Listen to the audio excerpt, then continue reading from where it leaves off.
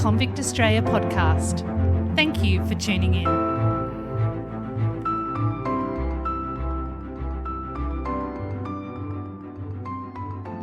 It was a crisp November day in 1789 when the first of the convicts shuffled up the gangway to board the Neptune. Being out in the open and breathing in the fresh air was a welcome relief after enduring the filthy, disease-ridden cells of Newgate Prison. Their chains clinked as they moved, struggling to keep their balance with the swaying of the ship. The sharp scent of salt air mingled unpleasantly with the stench of unwashed bodies. Once on board, they were herded down into the dark depths of the ship. As their eyes adjusted to the gloom, they looked around at what would serve as their home for the next 7 months. Over the following weeks, more convicts arrived, brought from various county jails and hulks, and were crammed into the already confined lower decks. The Neptune was the biggest of the 6 ships that made up the Second Fleet. The Lady Juliana, the Guardian, and the Justinian had all sailed independently. The Neptune, Scarborough and Surprise would make the voyage together. Camden, Calvert and King, former slave traders, had been hired to take the convicts and supplies to the new struggling colony. For every convict that embarked, the contractors were paid £17, 7 shillings and 6pence. They were also compensated for outfitting their ships to accommodate the convicts, and for storing all the necessary food and supplies for the journey and the starving settlement. Once they had arrived in the colony, a certificate would be sent from the commissary in New South Wales to London to confirm that the stores had been delivered. Only then would the contractors receive the remainder of their payment. However, there was no requirement for the safe delivery of the convicts, and no incentive to ensure that they arrived in good health. The contract specified the rations for both convicts and soldiers. Male and female convicts were grouped into messes of 6, with each group receiving an allocation of bread, flour, beef, pork, peas, butter and rice. Men were allotted more beef, while women were given more bread, tea and sugar. The diet met most of the modern recommended daily intake for fat, carbohydrates, energy, protein, vitamins and minerals, but lacked sufficient vitamin C and calcium. Soldiers received larger food portions and a generous supply of beer, rum or wine. The contract also required that convicts receive fresh food from stops along the journey. Each ship had a qualified surgeon who was provided with medicines, barley, oatmeal, oil of tar, essence of malt, spice, sugar, and wine for anyone who fell ill during the passage. Additionally, convicts were to be provided with soap for personal hygiene. The Neptune was a 3-decker ship with the male convicts mostly housed in the orlop deck, which was 3rd deck from the top. Their space was roughly 23 metres long by about 10.67 metres at its widest point. The height between the beams was a generous 6 feet 6 inches and was about 5 feet 7 inches below the beams. The space had been divided into 4 rows of cabins. The men slept in hammocks or bunks and were chained together with heavy shackles, which was so tight it was difficult to move. Captain William Hill of the New South Wales Corps, commander of the detachment of the Surprise, described the conditions on the 3 ships in his letter to Mr. Waltham in 1790. Quote, "The irons used upon these unhappy wretches were barbarous. They could not extend either leg from the other, more than an inch or 2 at most. Thus fettered, it was impossible for them to move, but at the risk of both their legs being broken." End quote. On the deck above them, the female convicts were kept in better conditions. Unchained, they moved around their deck freely, and when out to sea, they were allowed to wander the poop and quarterdeck. The Neptune was the only ship out of the three to carry female convicts. Though spared from the weight of heavy shackles, the women faced their own set of challenges. The Navy Board had issued clear and strict orders that the women were to be kept separate and not ill-treated or abused, and Captain Trail did all he could to enforce this. However, on a number of occasions, men were found to have had sexual intercourse with the women. It was also discovered that a partition wall separating the women from the carpenter's berth had been covertly dismantled, allowing some men secret access. When the truth emerged, the offenders were flogged, their punishment a stark reminder of the rules aboard. Whether these same rules of restraint extended to the captain and the higher-ranking men is unknown. Large tubs and buckets were placed in the convicts' quarters to serve as toilets. They were frequently knocked over, creating nauseating conditions. When a bucket was overturned on the women's deck, the contents would seep through the floorboards, dripping down into the deck below. A crew member later testified that the tubs, quote, being frequently overset by accident or negligence, rendered the place very nauseous, and together with the stench arising from the breath of such a number of persons confined in so small a spot, the smell of their provisions and other unwholesome things made it almost unbearable. End quote. In the compartment adjacent to the female convicts were Lieutenant John MacArthur, his new bride Elizabeth, their 8-month-old son Edward, and their maid. Elizabeth was in her early 20s. She was well educated and embodied respectability. Their cabin was a tiny space, and the abhorrent stench was not the only thing to pervade through the walls. The raucous behaviour of the convict women could be heard clearly. The constant swearing and arguing and having to share a common passageway to the upper deck was more than they could bear. MacArthur complained to Captain Gilbert that his accommodation was intolerable.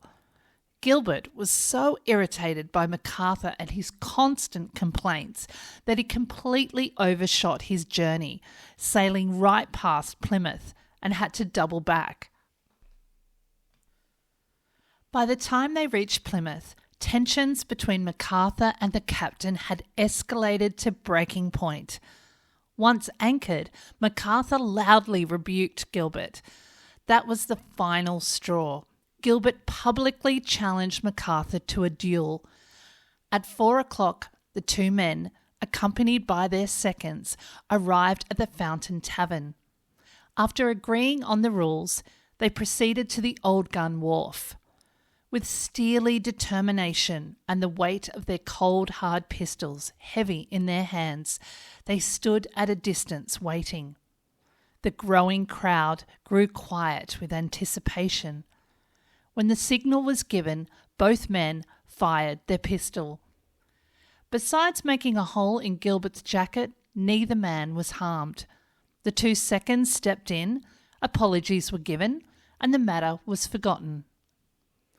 As a consequence of the duel and a further dispute with another passenger, Gilbert was replaced by Donald Trail as the new captain. The MacArthurs were thankful to see the back of Gilbert, with Elizabeth writing, quote, "Such another troublesome man could not be found," end quote. How very wrong she would prove to be. She would later describe Trail as, quote, "a perfect sea monster," end quote. It would be months before the ship actually left England. Before departing, they sailed along the coast. During this period, 16 convicts died. Their bodies were not weighted down, but were unceremoniously dumped overboard. Several were later seen bobbing about towards the shore of Gilkicker Point. The casual way these people were disposed of sent chills down the spine of the convicts on board. Captain Trail denied any wrongdoing when later questioned about the bodies. He claimed to have weighted them down with ballast, all except on one occasion when the weather made it too difficult. Many convicts brought all their worldly possessions with them in chests and bags, which were stored below deck. However, when Lieutenant Shapcote boarded at Stokes Bay, he ordered a thorough search of all their belongings. He confiscated a large number of knives, tin pots, and chests with iron fittings, arguing that the iron could potentially be fashioned into weapons. Any personal clothing or linens were also seized to prevent the spread of jail fever. Instead of storing these precious personal belongings in another part of the ship, the captain ordered them to be tossed overboard. This complete disregard for the convicts' lives and possessions was just a preview of the hardships they were about to face, and undoubtedly crushed their morale. Lieutenant Shapcote was assigned the responsibility of regularly inspecting the 3 ships to verify that the convicts were kept clean and their clothes properly laundered. His duties included overseeing the routine washing and airing of the decks and ensuring a separate space was created for the sick, which was to be regularly fumigated. The ill were to be provided with wine and other necessary medicines and were permitted to move about the deck unchained. However, later testimonies from the crew revealed a much different reality regarding Shapcote's actual efforts on behalf of the convicts. It was now the middle of winter, and the ship was lashed by unfavourable strong winds and storms.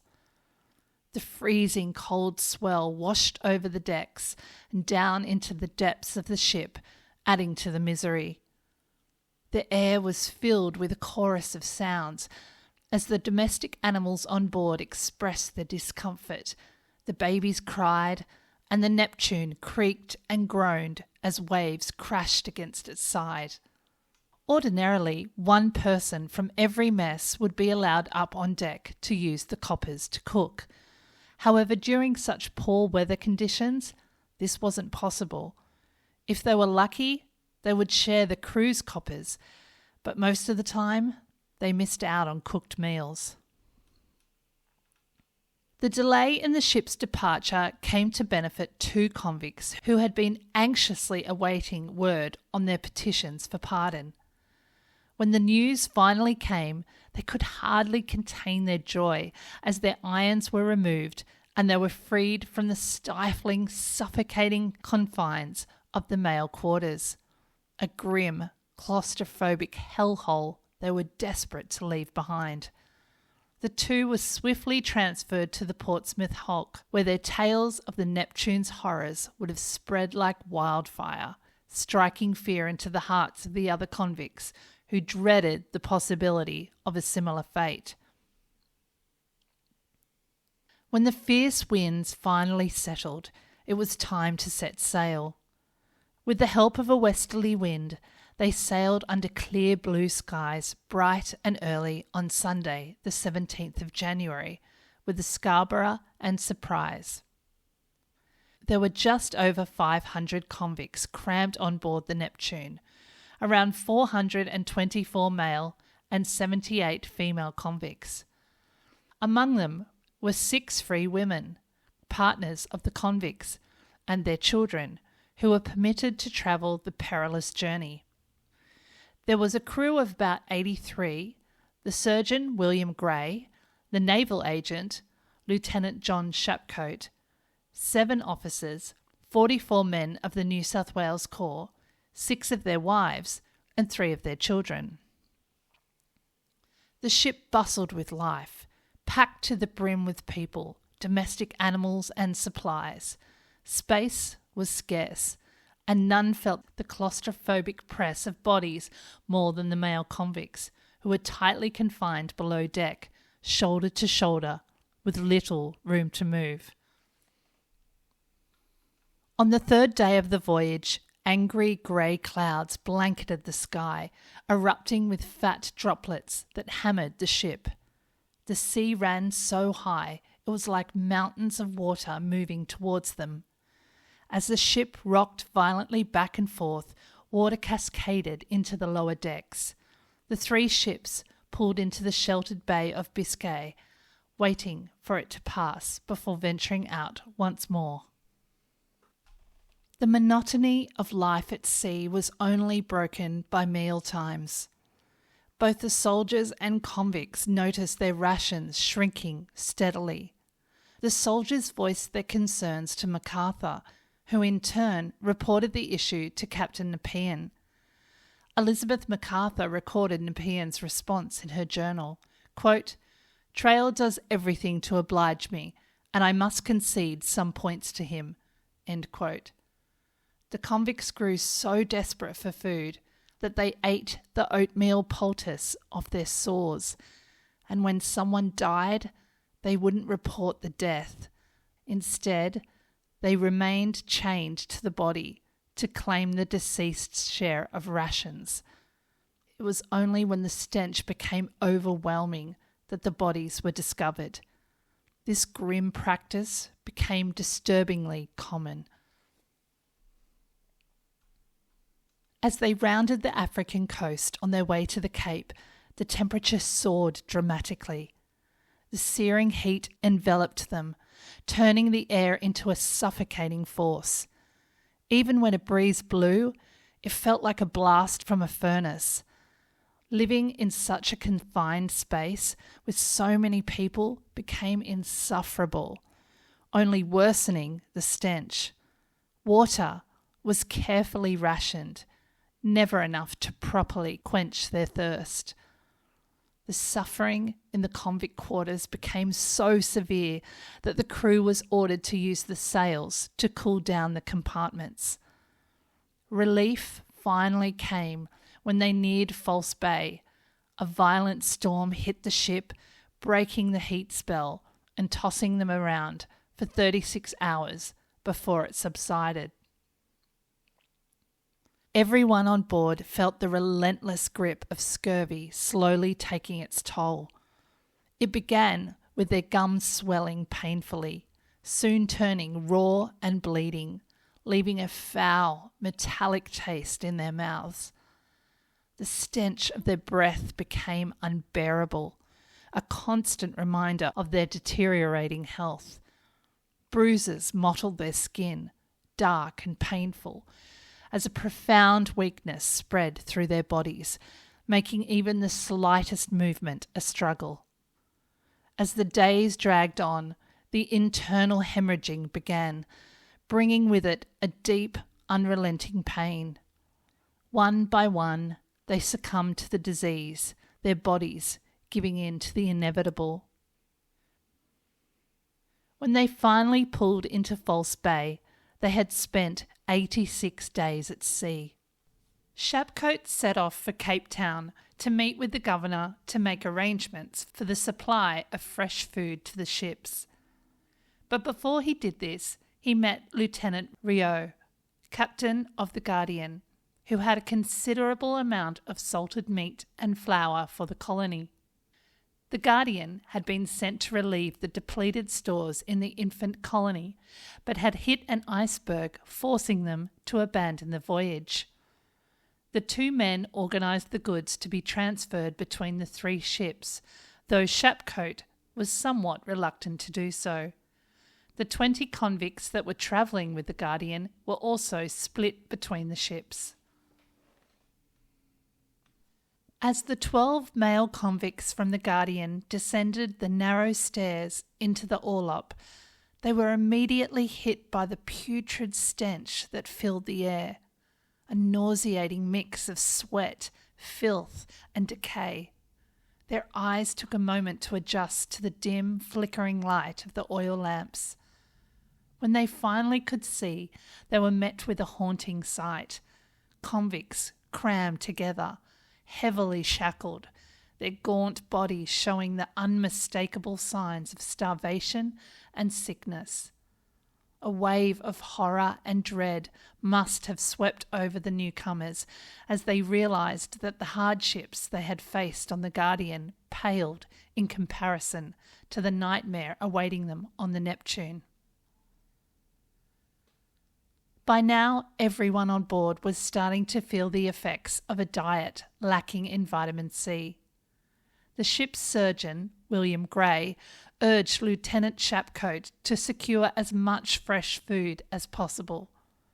The contract stipulated that everyone on board should receive 2 fresh meals a week while in port, but seeing the dire state of the soldiers and convicts, Shapcoat permitted the daily distribution of beef and fresh vegetables. Meanwhile, passengers on the other 2 ships were also falling victim to scurvy. The 3 vessels remained at the Cape for 16 days before setting sail again. It remains unclear if any citrus fruits, crucial in preventing scurvy, were provided during their stay. Fresh food wasn't the only thing they picked up at the Cape. A raging fever spread rapidly throughout the ships, infecting many on board. The cramped quarters and the already malnutrition state of the passengers only fueled the illness. Those who fell victim were struck with uncontrollable violent shivering, severe muscle aches, pounding headaches, and a sweat that soaked their bodies and bedding. MacArthur, who had transferred to the Scarborough with his wife, baby, and maid, found himself in the grip of the fever.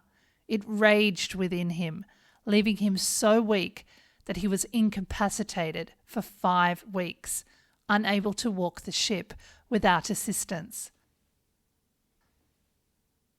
The ship left the safety of the harbour, pushing into the vast, unforgiving expanse of the Indian Ocean for the final stretch of their voyage.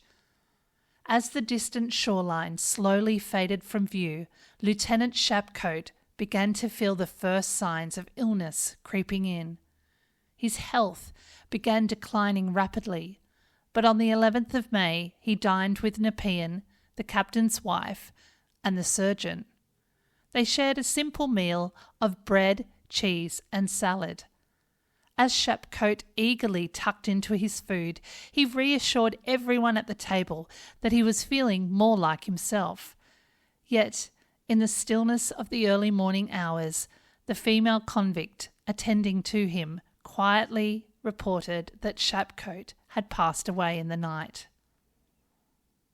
As the weeks passed, the amount of food and water distributed to the convicts diminished so drastically that a black market emerged, preying on those who were slowly starving.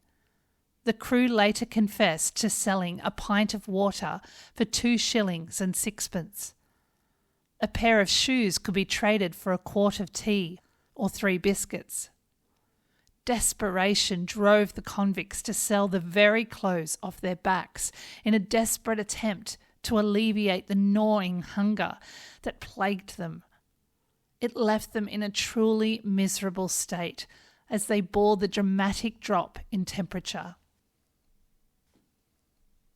In the last week of June 1790, the 3 ships sailed into Sydney Heads.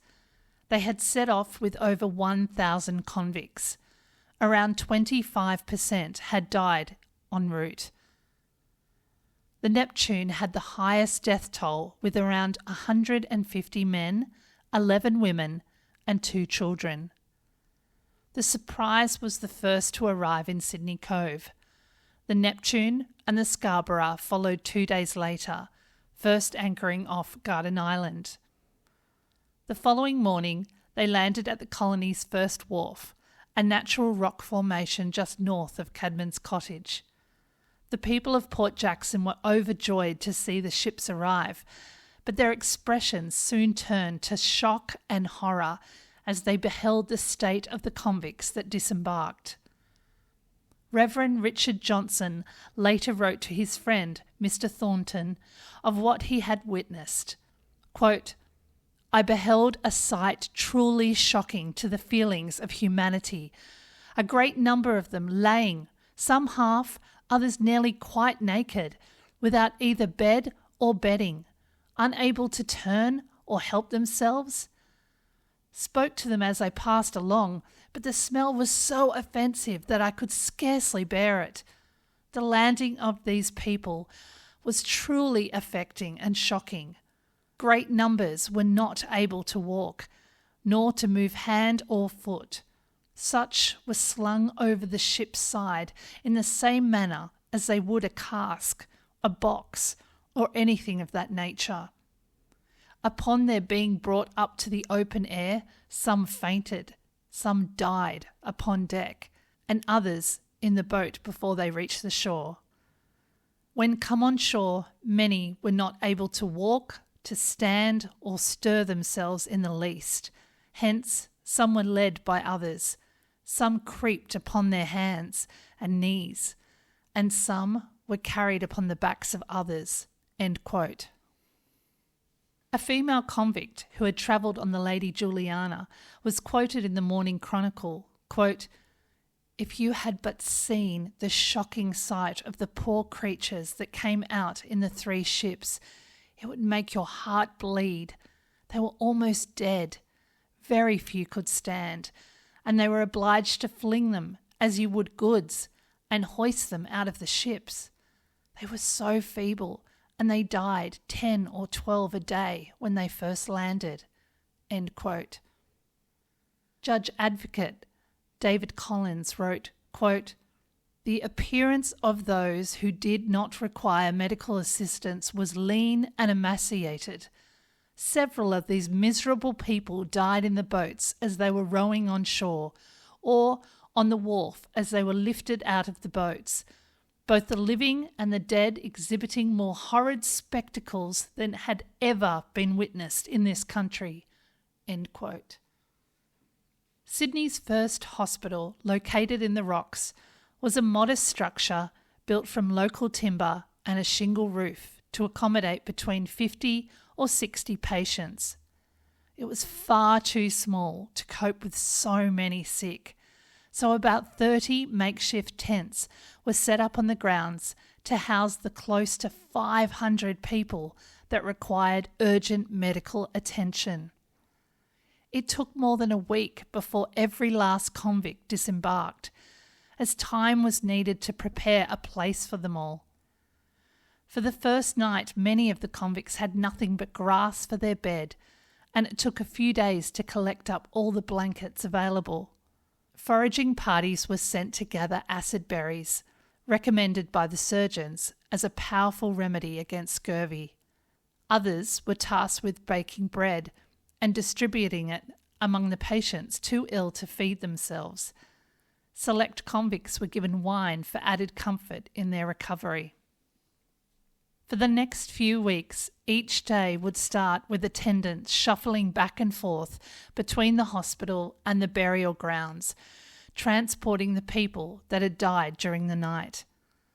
A portable military hospital sent on the Justinian had 602 parts and took the settlers 2 weeks to assemble.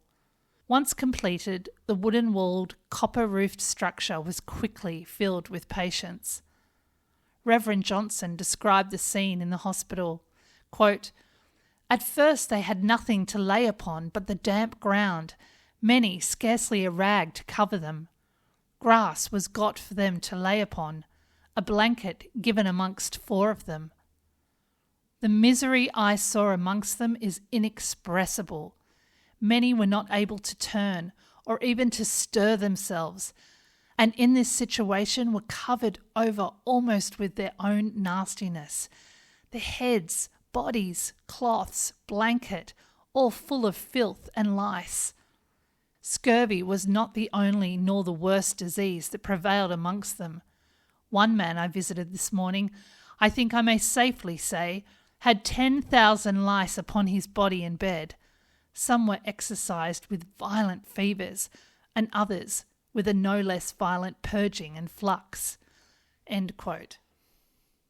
A sense of desperation pervaded the sick, leading to a survival of the fittest mentality. When a patient died, the others would strip the body of clothing and blankets to stave off the cold, as it was now the middle of winter. The stronger convicts would steal food from the weaker ones and would forcibly take the one blanket they shared amongst them. According to Captain Watkin Tench, 124 convicts died in the months after the ships had landed. He was so angered by the contractors and their treatment of the convicts, who he believed were paid sufficiently to support the healthy arrival of their human cargo, but they, quote, "violated every principle of justice and rioted on the spoils of misery," end quote. Governor Arthur Phillip wrote to London several times expressing his deep concern over the state the convicts had arrived in, blaming the contractors for, quote, "having crowded too many on board those ships and from there being too much confined during the passage," end quote. He complained that there were more convicts needing urgent medical care than those fit for work. One sailor overheard Phillip comment that the Neptune should be renamed the Wilful Murder. Years later, Joseph Smith, an emancipated second fleeter, recalled to Caroline Chisholm the dreadful sound of dingoes howling and fighting through the night. They battled over the bodies that had been unceremoniously dumped into a nearby pit. With such large numbers dying each day, they were unable to bury the deceased bodies in time before the dingoes ate them. The terrifying sound only heightened the fear of convicts who lay nearby. As the sick convicts fought for their lives, Captain Trail and William Ellerington, his chief mate, established a general store in Sydney Cove. With so many convicts having died during the voyage, he had an excess of food to sell. If he had issued a smaller ration, as so many people on board alleged, he would have had a remarkably high amount of food to sell. He made a considerable profit by setting exorbitant prices, exploiting the desperate hunger of the settlers. When several convicts came before the judge to claim compensation for their belongings that had been confiscated by Trail on the journey, Trail blamed the disappearance on Shapcoat and only paid a few for clothing. Captain Trail left the colony for England on the 22nd of August, sailing first to Norfolk Island. Unfortunately for him, the many letters written describing the horrors he had allegedly committed had been fast-tracked to England. When he reached there in September, the English newspapers were talking about the sensational story, despite the government trying to downplay it. On Friday the 8th of June 1792, Donald Trail and William Ellerington stood before judges Hotham and Ashurt at the Old Bailey Admiralty Sessions. Dozens of crew members came forward to provide their damning testimony that detailed horrific acts of cruelty, murder, and sadism. The case became a significant embarrassment for the government. Despite the gravity of the charges, Trail and Ellerington had the full support of the Navy Board, which provided a character reference from Captain Horatio Nelson, under whom Trail had once served.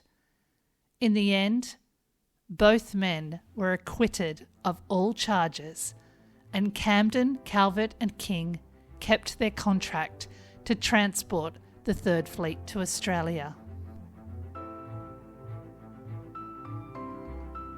Thank you for listening to the Convict Australia podcast. If you'd like to show your appreciation and get more involved, there are a number of ways you can. The first is by signing up to Convict Australia on Patreon, and you will get some perks like the Convict Australia newsletter. Secondly, leave a review and tell your friends and family. This really does make a huge difference. And lastly, join the Facebook and Instagram group Convict Australia. All the links I've mentioned will be in the show notes. Thank you again. Till next time.